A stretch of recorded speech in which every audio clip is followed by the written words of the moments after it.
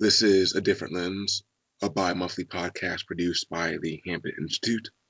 Today we are interviewing Urban Issues Department Chair Sean Posey about his latest article entitled From Old Detroit to Delta City, Robocop's Dystopia in Detroit. Uh, Sean, you wrote it earlier this month. It was a great article, but how are you doing today? I'm well. How are you doing? Good, good. Before we talk about the article, I wanted to ask you how you came to join the Hampton Institute. Sure. Well, it was a really kind of, fortuitous, random thing. Um, I am good friends with, at least good internet's friends with, the women as a women's issues chair, Charisse Charleswell, and she, I'm not sure how she heard about it, but she was already involved, and she randomly sent me a message and said, there's this new think tank that I'm involved with. It's getting started, and they're still looking for some more chairs. I don't think at that moment they knew exactly what all the different departments were going to be or what they thought they should be. But she said, if you're interested, you might want to contact this guy, Colin Jenkins. So, I just out of the blue, just sent him an email saying, I know Charisse, and I'm interested in. I'd be interested in participating. What you're doing sounds like a great project. And I told him a little bit about my background, and he said he had already been thinking about having an urban issues department. So it just turned out to be the perfect match, and so I got on board, and it's been a really amazing experience so far. But it was very very random, one of those very random but very fortunate things. Yeah, that's good. I actually had the same experience. The geopolitics chair, Andrew Gavin Marshall, I'm good, same as with you, online friends with him, and we've known each other for quite a while, and it's a good while, and he contacted me about it and said they are still looking for uh, a politics and government department chair and contact Colin as well. So that's why I became involved. Same. It's good having you on. It's good to uh, uh, have you on the podcast now. Thanks. Yeah, I'm glad to be here. So yeah, let's go into your article. It was really interesting, kind of how you wrote about RoboCop and modern day Detroit, and drew a lot of different parallels and connections. Because generally, when you think of RoboCop, you wouldn't kind of connect it to modern day Detroit.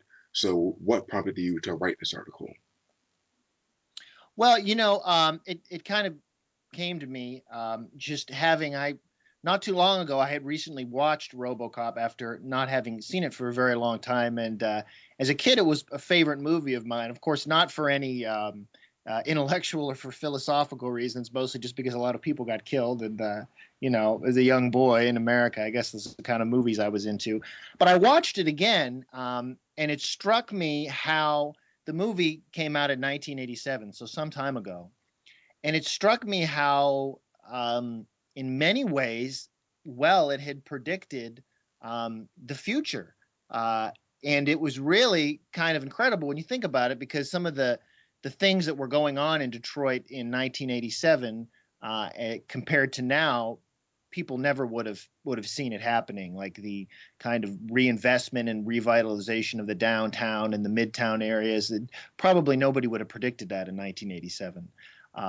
So I was struck by how the evolution of Detroit had in quite a few ways mirrored the movie, which of course was a futuristic film. So I, going with that, and knowing the city real well, I did a little bit more research, and I found out there were even more connections that I didn't realize about. And so I came to write the article basically based on the idea in the film that in the future, corporate forces invest in Detroit, in a very rundown, crime-ridden Detroit, kind of getting in on the ground floor when no one else. They specifically talk about in the film, the company in the film, OCP, Omni Consumer Products. They say we see good investment where other companies do not. So who would invest in Detroit, right, in 1987? When the movie came out, it seemed like the idea that a large company would want to invest in and rebuild Detroit the Delta City that's in the film. They talk about the future of Detroit being called Delta City. That seemed pretty fantastic at the time, but now it seems a lot less fantastic as there's more and more corporate investment, at least in certain parts of the city. Okay. Um, and what for people who don't know, because I myself has kind of been kind of following this on and off between the news. Um, what's currently happening in Detroit in regards to the influence of corporate forces, and what kind of effect is it happening on the general populace? Well, there's a couple of different things happening. Of course, Detroit is not really like any other big city in the United States. Detroit has been hit harder than any large city in the United States by the downturn in urban investment.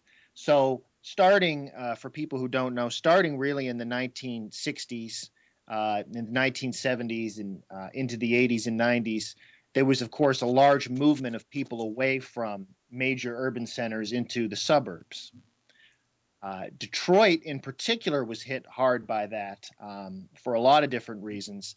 And the city itself has lost over half of its population. So, Detroit used to be one of the largest cities in the United States with a population over 1.5 million. And now there's only about 720,000 people that still live in the city. So, a massive disinvestment that really doesn't have any other equal, at least on that scale. So when people think about Detroit, people think about that, mostly that story. Well, Detroit is falling apart. People are fleeing the city. It's a wasteland. And in certain parts of Detroit, that's true. But in the past decade, that has actually started to change. And there started to become a reinvestment in Detroit. A few well-placed billionaire businessmen have started buying up, especially in the downtown and the midtown area, have started buying up properties at fire sale prices, essentially, since basically up until recently, even the downtown, which used to be, of course, booming, the headquarters of the big three, by the 1990s was a ghost town. I mean, there was essentially whole skyscrapers that were boarded up and out of business. Now, particularly Dan Gilbert of Quicken Loans, who is a Michigander from the area, has seen the future potential, I think, of Detroit and is starting to buy up a good portion of the downtown and the midtown area for essentially nothing. And obviously seeing future investment in the area, seeing that there's going to be potential for profits as the downtown and the midtown start to come back. So other cities like New York City in the 1970s, of course, was in very bad shape. Not as bad shape as Detroit, but there's been a lot of urban investment back into the city of New York, obviously. And most cities, big cities in general, America is starting to re-urbanize. Now, in the Rust Belt, cities like Detroit, that's been very slow to happen, but it is starting to gradually happen. And there are corporate interests, I think, who see that trend and realize that if they get in on the ground floor, they can make a lot of money because property in the city of Detroit is very, very cheap. Okay, and, with that reinvestment, um, how is it problematic? Because a lot of people might argue that this is a good thing that people are reinvesting uh, because it essentially revitalizes the economy. So, what are some of the negative aspects of this current investment spree? Sure, and of course, there isn't really anything wrong with reinvestment in the city. It's a great thing. The city needs more people to move into the neighborhoods. It needs business investment. It needs to build up its tax base again.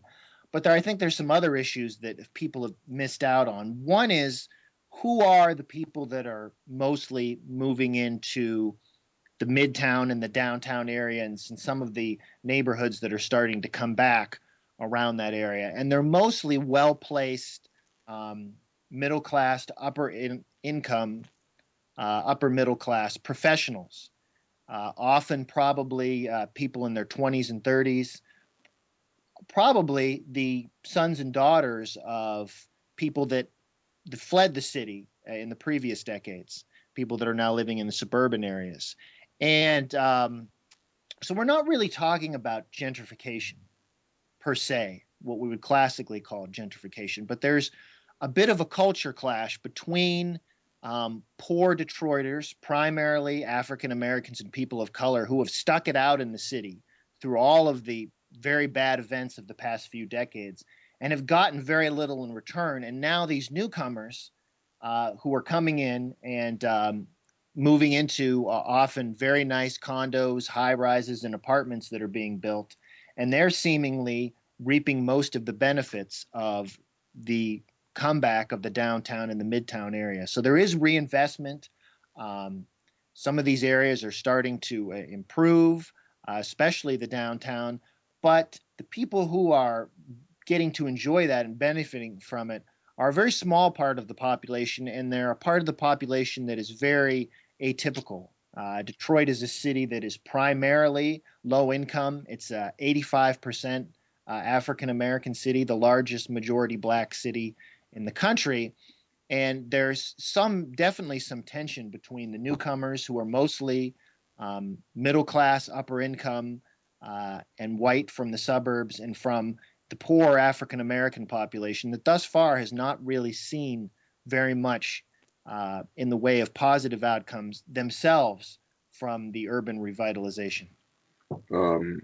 Yeah, because definitely it seems to me that uh, it is good that people are reinvesting in Detroit, but also kind of one of my problems with this is that at the end of the day, the people who are making so much money off this reinvestment, will be making the money, years and decades from now, aren't in the community. So you have simply money reinvestment, yes, but you also have a lot of money uh, going sometimes out of the community.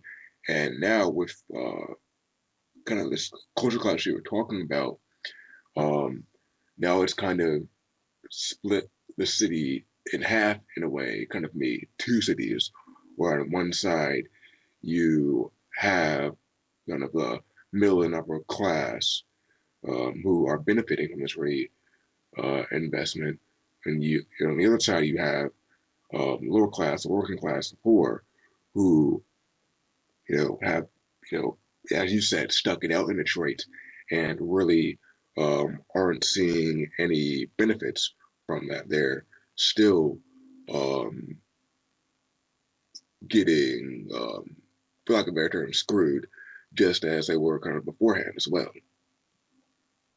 Yes, so you're seeing the beginnings of the Robocop film scenario, where you have this Delta City area in the downtown and midtown that is, quote unquote, as they say in the film, being made safe for corporate investment.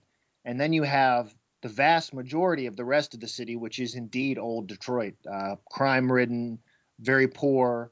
Recently the Detroit Police Department practically celebrated the fact that the city went 36 hours without anyone being shot. That was something that hadn't happened in a very long time, 36 hours without shooting. So that tells you something about what a lot of the people, or most of the people in Detroit, are experiencing outside of this, kind of revitalizing Delta City area. Yeah, kind of on a larger note, um, it kind of goes and kind of reflects America in a way where it's like you kind of have you have people suffering all over, but in between you have these pockets of, well, not just America, like urban areas all over America, where it's like you have these pockets of wealth, these pockets kind of safety and kind of tranquility, while it's surrounded by by working class and poor people and impoverished individuals. But That's true. And not just within the city itself. Uh, Suburban areas of Detroit are actually, a lot of people don't know, some of the wealthiest communities in the United States, especially areas like Grosse Pointe and Grosse Pointe Farms. There's a lot of old money there, a lot of corporate money, a lot of very well established, very nice neighborhoods surrounding the city. So increasingly over time, you've seen a very starved of tax revenue Detroit, where jobs and residents are fleeing, but then still on not in the inner ring suburbs, but in the outer ring suburbs, you've still seen these very wealthy communities. So it's a stark contrast if you drive through those areas and then into Detroit itself. You can really see some of the extremes, which I think, like you mentioned, represent the extremes of America. Wealth and privilege on one hand, and not very far away, extreme poverty and uh, people in very desperate circumstances. Yeah. Um, I wanted to ask you, what's going on in Detroit? What does that really say about the continued corporatization of America and how those who can't keep up or are seen as being in the way will be left behind and swept aside? Well, I think obviously, as most of us know, that the corporatization or the neoliberalization or the privatization of America has been going on for several decades now. But it's really, in many ways, bypassed the so-called Rust Belt. So, for people who don't know, and I say the Rust Belt, it's the term given to the former manufacturing belt in the Midwestern United States. So, cities like Cleveland, Buffalo, Detroit, Gary, Indiana, Pittsburgh, cities that were very prosperous for a long period of time because of American manufacturing. But when manufacturing started to decline in the 1970s, these cities were hit particularly hard. And unlike places like San Francisco and New York and Boston, that also suffered from disinvestment in urban areas and deindustrialization in the 1970s and 80s, San Francisco, Boston, New York, a lot of those other cities have actually started to come back. But the Rust Belt cities, for the most part, have still remained in very desperate circumstances, often having lost 30, 40, or 50% of their population. And of course, Detroit is the most stark example of that. But finally, I think you're starting to see things that we never would have thought of, like privatization and corporatization, coming to places like Detroit. I think you might have heard of, or some listeners might be familiar with, the book The Shock Doctrine, which talks about how neoliberals look for crisis areas, often outside of the United States, but more recently inside the United States, where they can swoop in and take advantage of declining or problematic social circumstances in order to do things like privatize government services and bring in corporate investment. Um, and this is finally starting to happen in Detroit. And you're especially seeing it with the this past year, with the emergency manager was appointed. And now I think corporate forces realize they have someone of their own who is essentially, in many ways, running the city. Kevin Orr, a former um, bankruptcy lawyer, who is now essentially on his own, answering only to the governor, running the city of Detroit's finances. And of course, the city is now bankrupt. So there's going to be a lot of opportunities, I think, to privatize parts of Detroit. And there are going to be companies that, if this happens, stand to make some money off of it. And so you bring up the emergency manager, and I want to ask, you say that the rise of this emergency manager in Detroit, would you say that signals death of democracy in that area? Yes, and this really isn't anything new. A good portion of um, Michigan cities before Detroit, places like Pontiac and Flint, Michigan, have themselves been come under this emergency manager act, where essentially, uh, in many cases, democracy, as you mentioned, is taken out of the hands of the voters and put in the hand of an unappointed, or I'm sorry, an unelected appointed official who is then in control of the city's finances. This has been happening all over Michigan, and I think it's been a long time coming. People have been saying, well, when's it going to happen in Detroit? Now that the city is bankrupt, this actually happened before the city was bankrupt. Um, Detroit itself now has an emergency manager. So, as other people have pointed out, about half of Michigan's African American population is now living in a city or municipality that is under um, basically under the rule of an unelected, appointed emergency manager. Definitely, I would agree with that. And furthermore, I would say that, there might be some of those who would argue, well, those emergency managers are temporary and whatnot. And, that may be true, but still, it's still undemocratic in that a message has been sent. We're saying, if you don't keep your financial house in order, no matter, what the consequences are, then, then we're coming for you. That's that's right. And another question is, what will happen while the emergency manager? What will he do while he's still quote unquote in office? So now that Detroit is bankrupt, its creditors are obviously wanting financial compensation. So the question is, how will the bankruptcy proceedings go? It's starting to look like the people that are going to have this put on their backs are going to be the pensioners of Detroit, municipal workers who primarily receive very low pensions and are probably going to see their pensions cut. The city itself might see its art collection, the Detroit Institute of Art collection, sold off potentially to creditors. You could have good chunks of city services privatized. They're already going to privatize garbage collection, the electrical grid, lighting will probably be privatized. So the question is, how much of this can they do while the emergency manager's still in there? He could do a lot of damage before he's gone, essentially. And there's been groups that have been calling about this for a long time. So there is a group in Michigan called the Mackinac Policy Center. It's been around for a while. They're closely related to a lot of other neoliberal think tanks in other states. And for a long time now, they've been calling for the privatization of government services in Michigan and also in Detroit.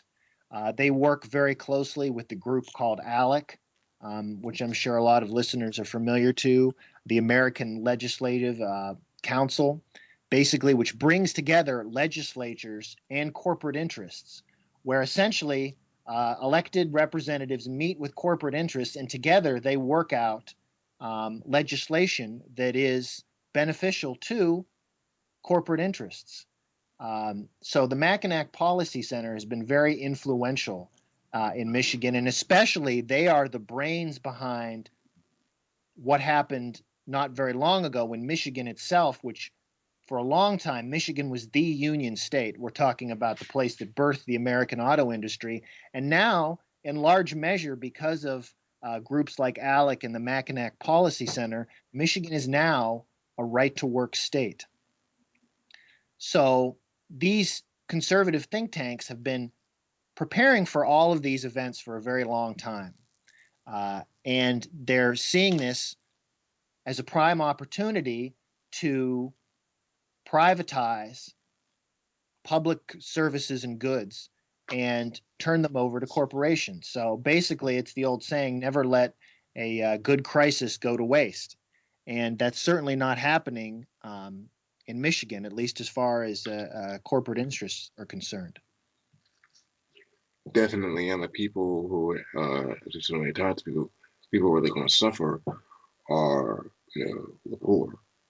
But kind of going off that, I wanted to actually just finally Is there any on-the-ground resistance to the encroachment of corporations by those who remain in Detroit?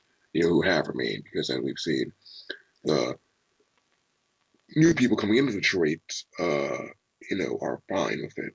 So, is there any on-the-ground resistance from those who have stuck it out? There is, and there's been resistance all across the state of Michigan. The voters in the state of Michigan are actually opposed to the Emergency Manager Act itself, which was overturned and then essentially reinstated with different language.